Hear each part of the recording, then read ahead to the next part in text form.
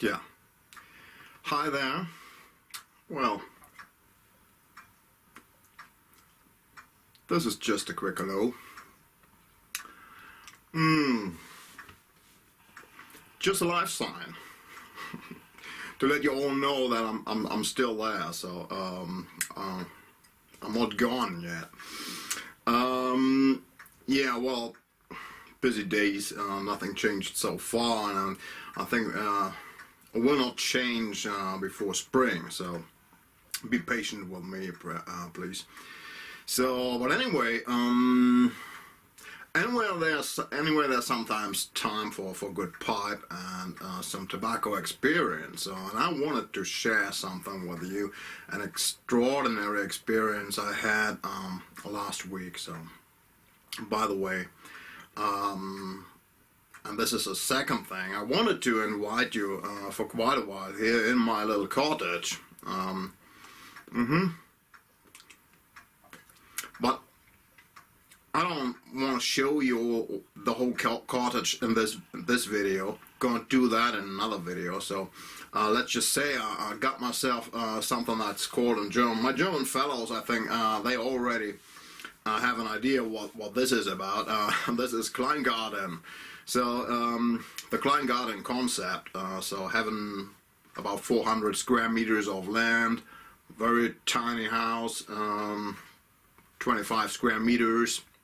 But with everything, electricity, water, and so on. Yeah. To have that in the city, but the area is large enough to give you the impression of being countryside. So if I step outside, I don't see anything, I can't hear anything, nothing's going on, just like on the countryside with very small piece of land, 400 square meters, but it's just 5 minutes to the central station by bicycle. So yeah, I wanted to do that for quite a while, to have the option to yeah, just to go from the center of town, really Main Street, being there and just getting out, doing my researches here, and some quietness and so on. So I did that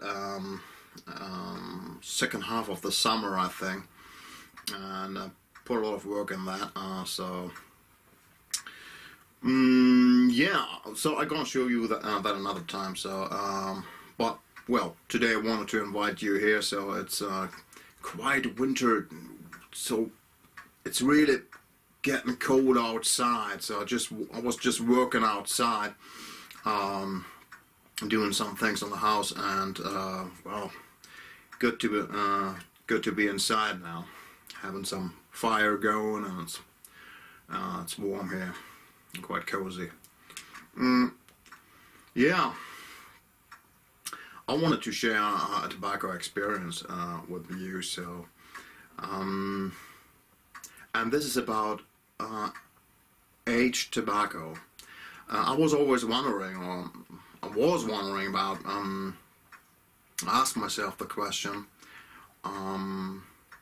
how long will the aging process continue when you age a tobacco? So, is older better? Well, that could be answered very quickly. Normally, so normally we all think older is better. I don't know, wasn't bigger is better American tradition? I'm not sure. So older is better. That sounds strange in modern society. Well, anyway, for some things, let's say whiskey or tobacco, that seems to be true, at least. So, but we all know, during the aging process, there is one point where it doesn't go any further. So, it doesn't go any further. Just perhaps there's even a peak, and then just going down. So, and yeah, these were thinkings crossed my mind for a while. Well, you know, perhaps I made a video about a dark twist tobacco, about 30 years of age, or more than 30 years of age, I think. And this dark twist tobacco, that was pretty good, but I don't think it was really better than, let's say, a 10-year or 12 or 15-year-old dark twist tin. So yeah, what about the aging process? So, and that came to my mind again because I was just reminded of that some weeks ago. So my assistant in the university, so she knows that I'm into that pipe tobacco stuff and so on. And she was on a flea market in Nienburg, and there was a guy, and he sold some old tins, and he was just thinking about the tins. Yeah. And one of the tins, that was a small tin of 50-gram tin. I jarred that up now. I don't have the tin anymore. So that was the John Player's No Name. So I'll show you that.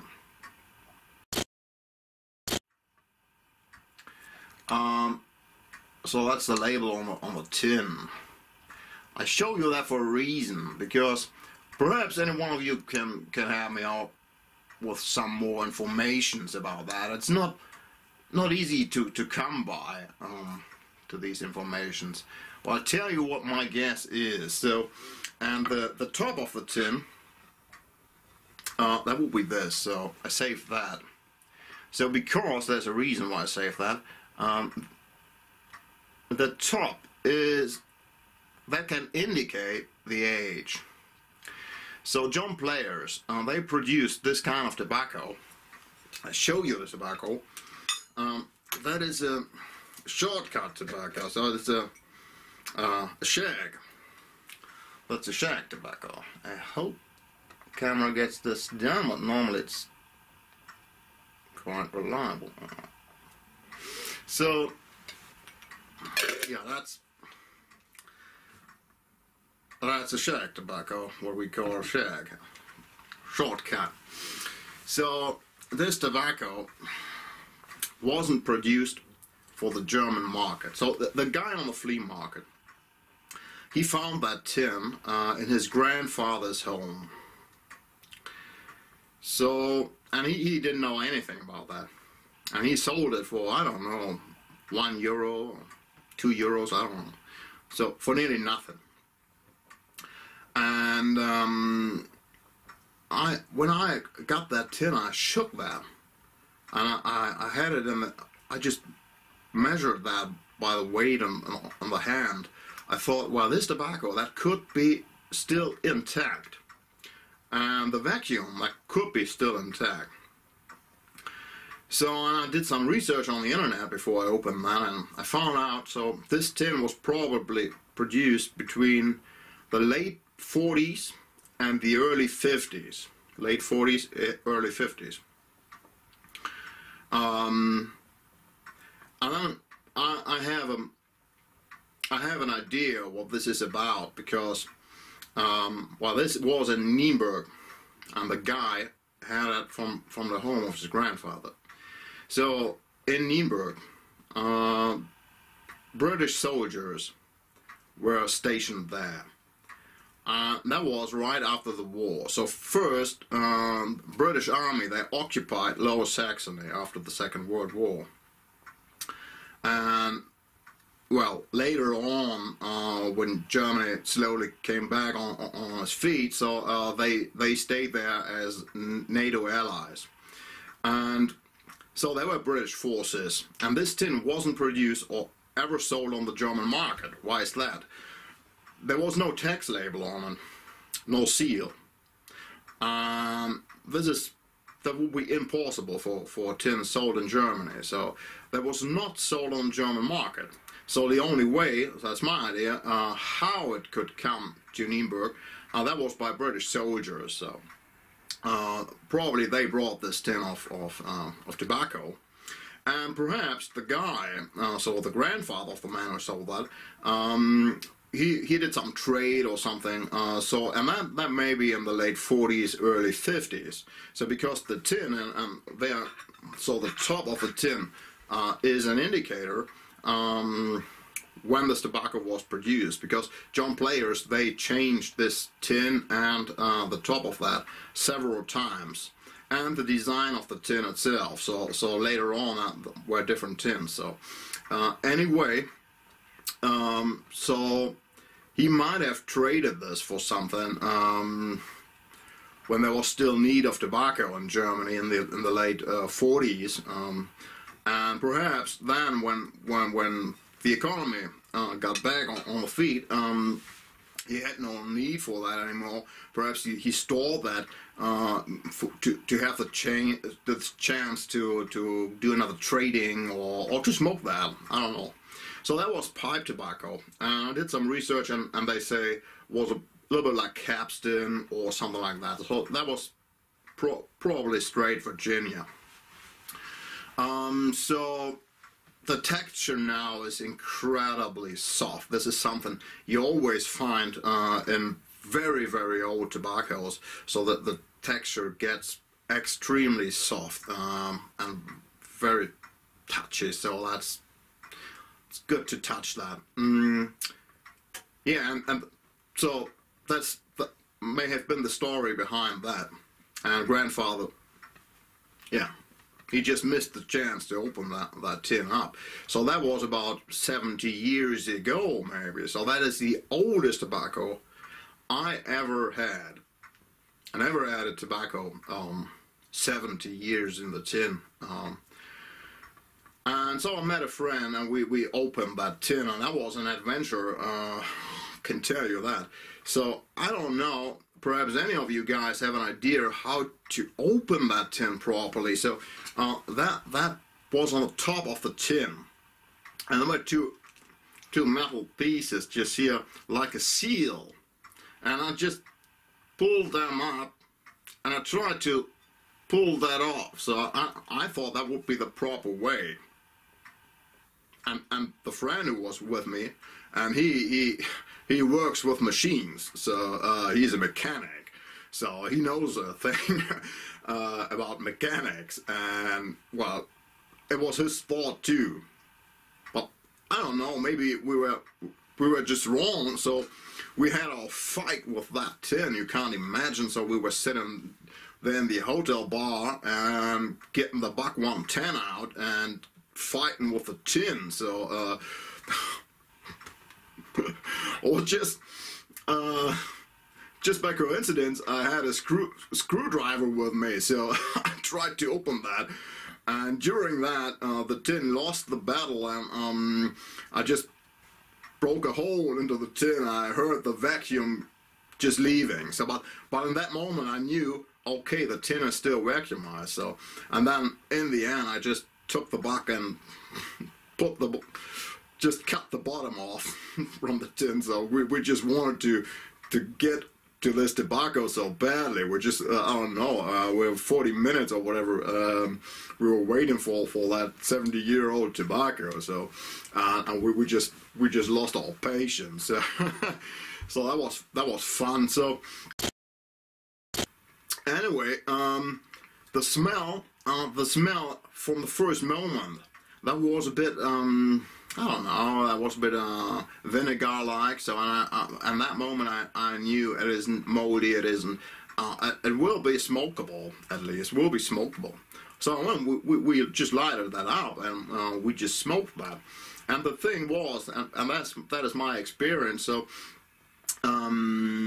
we both thought, well, this tobacco is pretty good. It's pretty good. Well, in the same moment, there was a hint of disappointment.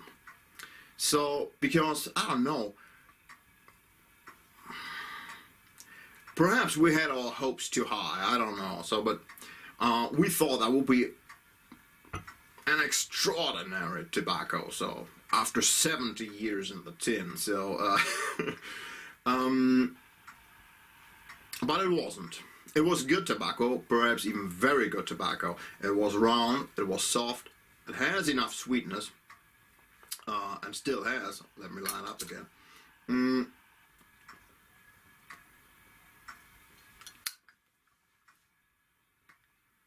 Yeah, there are even some slightly natural Virginia vanilla notes. So when the sweetness just turns into vanilla-like taste. So very soft. So no doubt, it is a good smoke. It's a fine cut, and this is not very usual today anymore. Some countries they still like to have a lot of fine cut, but that's not the usual stuff these days. So we had to be careful with the heat. So because that stuff likes to get hot. Yeah. Anyway, I don't want to lose too many words on this tobacco. Because it's not available anymore, so it doesn't make too much sense to talk about that. It is good tobacco. I think back in the days it was some kind of regular, but nevertheless good tobacco. And aging of course did something to that on the good side. So. But there must have been a point where the whole process didn't went any further. So I think this tobacco was as smokable and it had the same quality and the same taste, I think, after 10 or 12 years of aging. That's my guess. So why is that? Why does the process stop at some point? Because there's a difference, let's say, between whiskey and tobacco. So whiskey is aging and aging. Well, at some point it's not whiskey anymore because it's losing alcohol. Whiskey has to have at least 40% of alcohol. So you see, even there's a line you can't cross. But tobacco is a little bit different. So these tins are vacuumized. So that means the amount of oxygen is limited. And when the oxygen is just gone by fermentation, normally all the processes come to an end, and they will stay in that exact condition. Yeah, you can find that anywhere. So I have a good friend in archaeology, and he told me sometimes they've found some closed bottles or whatever, and that's absolutely sure that the process to the things within comes to an end when the oxygen is just gone by the process of fermentation. So that means you can find an Egyptian vase or an Egyptian bottle, and if it's really closed, it doesn't have to be vacuumized, it just have to be closed without the chance of new oxygen coming in. So and if you have that, the ingredients they will stop fermenting after a while, and that while is not as long as we think. So that may be 10 years, 20 years. So that's different to wine, let's say, because wine isn't absolutely closed. So it's not that close that absolutely no oxygen can join that. Yeah, so that's different with tobacco. So normally, if you have tins really closed, and if they don't really close, well, you can't store that for 70 years. So I just want to say that perhaps so I don't know what I want to say. It's just about an experience here, and perhaps some thoughts that different tobaccos, they have different levels. Where the whole process just comes to an end. So of course these Virginia tobaccos, they like to be stored for a long time, and they get better and better. But this is better and better is just measured by, I don't know, not by a lifetime. So don't be a young man and buy a tin and have that on the shelf until your grandfather. I don't know. So perhaps you want to give that to your son or your grandson. In that case, I think it's all right. But in all the other cases, I don't know, we should enjoy at one point. So perhaps this thought makes it easier for you to get something from the shelf. You're always sneaking around and think, well, it's already 12 years, let's give it some more years. So there is a point where things won't get any better. I think so. Yeah.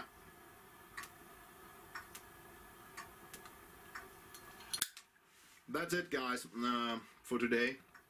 By the way, some of you sometimes ask me because I just forget to show the pipe. So I'll show you this pipe very quickly. So yeah, that's a big pipe. So I just got the bowl from that pipe. Found that bowl, so it was unsmoked and was brown.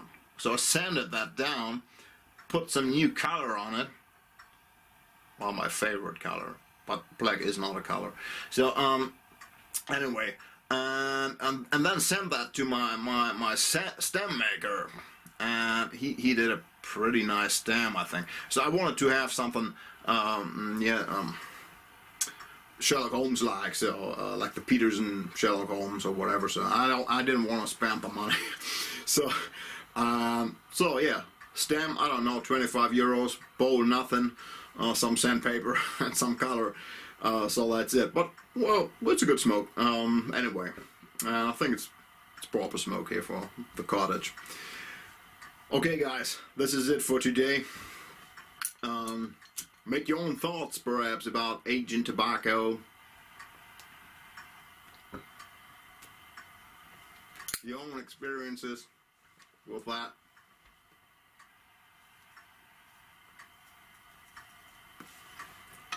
Hope you all are well. Hope winter won't hit you too hard. And if so, make sure to have a fire on your side. So guys, take care, be well, and perhaps see you again.